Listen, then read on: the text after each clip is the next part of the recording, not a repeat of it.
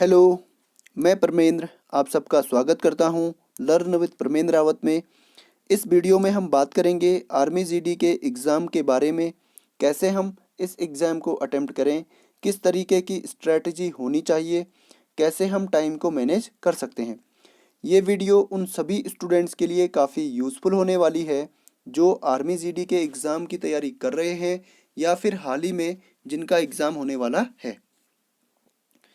आप लोगों ने कई बार सुना होगा या फिर देखा भी होगा कि एग्ज़ाम हॉल से निकलने के बाद जब स्टूडेंट्स आपस में पेपर को डिस्कस कर रहे होते हैं तो उनमें से कुछ स्टूडेंट्स ऐसे होते हैं जो बोलते हैं कि यार ये वाले क्वेश्चंस तो मेरे को आते हैं लेकिन इन क्वेश्चंस तक मैं पहुंच ही नहीं पाया, मेरे पास टाइम ही नहीं बचा, इन क्वेश्चंस को मैं पढ़ ही नहीं पाया।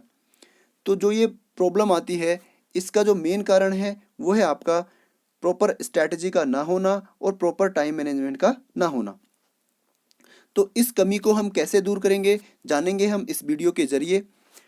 तो इन सब चीज़ों को जानने से पहले हम जान लेते हैं आर्मी जीडी का सिलेबस क्या है, कौन कौन से सब्जेक्ट से कितने कितने क्वेश्चन इसमें आते हैं। पहला सब्जेक्ट है आपका जनरल नॉलेज, इससे आते हैं आपके 15 क्वेश्चन। उसके बाद है जनरल साइंस, इससे आते हैं 15 क्वेश्चन। उसके बाद है रीजनिंग, इससे आते हैं 5 क्वेश्चन। उसके बाद है मैथ, इससे आते हैं 15 क्वेश्चन। तो कुल मिलाकर आपके पास आते हैं टोटल 50 क्वेश्चन। इन 50 क्वेश्चन को आपको 1 घंटे में सॉल्व करना होता है। तो अब बात कर लेते हैं कि एग्ज़ाम हॉल में हमारी अप्रोच क्या होनी चाहिए, क्या स्ट्रैटेजी वहाँ पे हमें हमारी पेपर करने की होनी चाहिए। तो सबसे पहले हमें एग्ज़ाम हॉल में जो है इजी वाले जो सब्जेक्ट होते हैं, इजी कहने का मतलब ये है जिनमें जो है टाइम बहुत कम लगता है, जो जल्दी से हो जाए, जैसे जीके और साइंस। ये दोनों के क्वेश्चंस क्या होते हैं, फैक्चुअल क्वेश्चन होते हैं इनमें। जैसे भारत का प्रधानमंत्री कौन है, अगर आपको आता है तो आप ऑप्शन टिक करेंगे, अगर नहीं आता तो आप क्वेश्चन को छोड़ देंगे। तो इनमें फैक्चुअल बेस्ड क्वेश्चन होते हैं, तो आपको इन दोनों सब्जेक्ट्स को सबसे पहले सॉल्व करना होगा। तो आप क्या करेंगे, आपको वहाँ पे क्वेश्चन बुकलेट मिलेगी। जैसे आपके पास पहले क्वेश्चन के ए बी सी और डी ऑप्शन है, दूसरे क्वेश्चन के भी ए बी सी और डी ऑप्शन है। तो आप क्या करेंगे, जो आपके पास क्वेश्चन बुकलेट होगी उसी में आपको टिक करना है। जैसे पहले क्वेश्चन का आंसर ए है, दूसरे का बी है, तो आप उसी बुकलेट में टिक करते चलिए जब तक आपके साइंस के क्वेश्चन खत्म ना हो जाए या साइंस और जीके के दोनों के क्वेश्चन खत्म ना हो जाए। जैसे ही क्वेश्चन खत्म हो गए, मान लो आपने उसमें से 24 क्वेश्चन किए या 25 क्वेश्चन किए या आपने 20 क्वेश्चन किए, तो आप सबसे पहले क्वेश्चन खत्म करने के बाद आप OMR शीट में इन दोनों सब्जेक्ट्स के गोले भर लीजिए। तो चलिए आपने गोले भी अब भर लिए। तो इसके बाद आपके पास बचता है रीजनिंग और मैथ्स। तो अब आपको करनी है रीजनिंग। अब इन दोनों में आप क्या करेंगे, साथ साथ में आपको गोले भी भरने हैं और साथ साथ में क्वेश्चन भी करने हैं। जैसे ही आपने एक क्वेश्चन किया, इसका ऑप्शन ए आया, तो आप रीजनिंग का क्वेश्चन आप उसका गोला भर दीजिए। तो ऐसे ही चलता रहेगा मैथ तक। तो ये तो था तरीका कि कैसे हम पेपर में किस सब्जेक्ट को पहले करें और किस सब्जेक्ट को बाद में करें। तो शुरू में करने हैं आपको ऐसे सब्जेक्ट जो बहुत कम टाइम लेते हैं, जिसको आप बहुत जल्दी से कर सकते हैं। तो अब बात करते हैं हम टाइम मैनेजमेंट की। कुछ पॉइंट्स हैं, जैसे टाइम मैनेजमेंट है।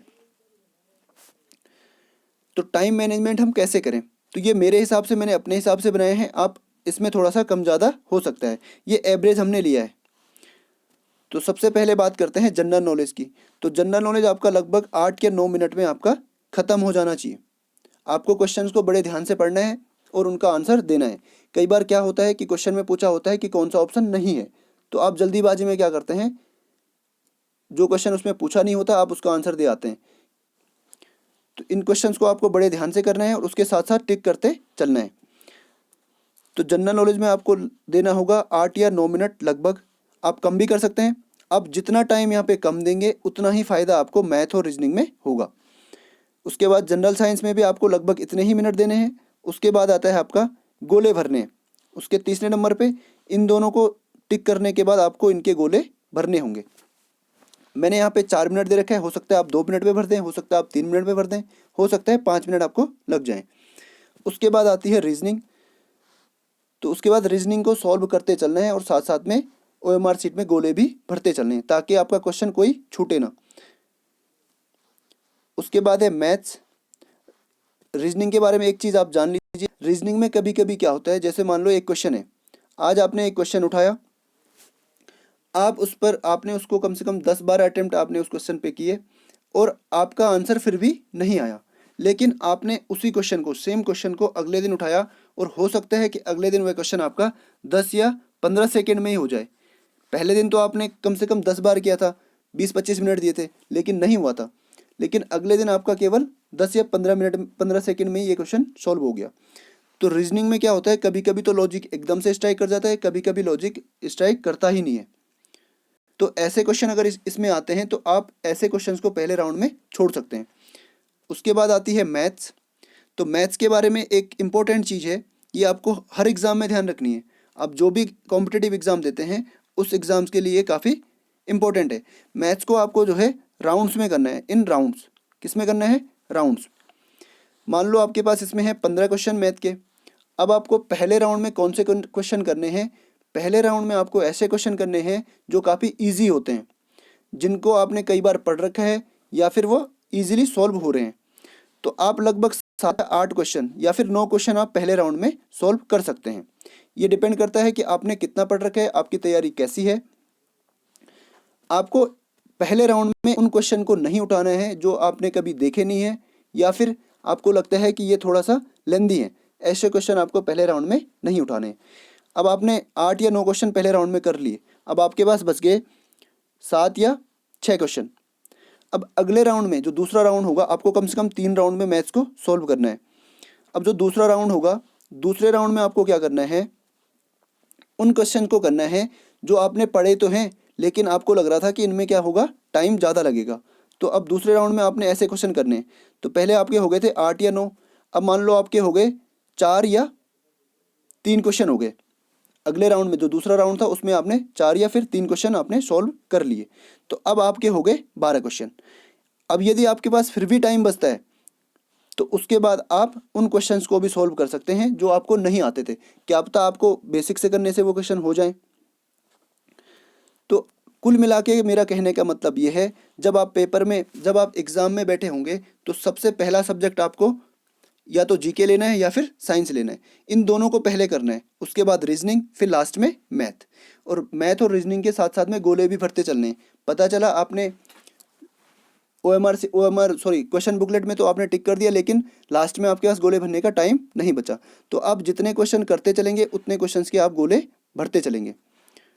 तो यही डिस्कस करना था इस वीडियो में, क्योंकि ये काफ़ी बड़ी प्रॉब्लम होती है। अगर आपने प्रॉपर स्ट्रैटेजी फॉलो कर ली और टाइम मैनेजमेंट आपका सही हो गया तो आप किसी भी एग्ज़ाम को क्रैक कर सकते हैं। तो ये चीज़ें आपको क्या करना है, एकदम से तो ये चीज़ें इम्प्लीमेंट होगी नहीं। आपको क्या करना है, जब भी आप मॉक टेस्ट देते हो या फिर प्रैक्टिस सेट देते हो, तो आपको वहाँ पर ये चीज़ें धीरे धीरे करके आपको इम्प्लीमेंट करनी है।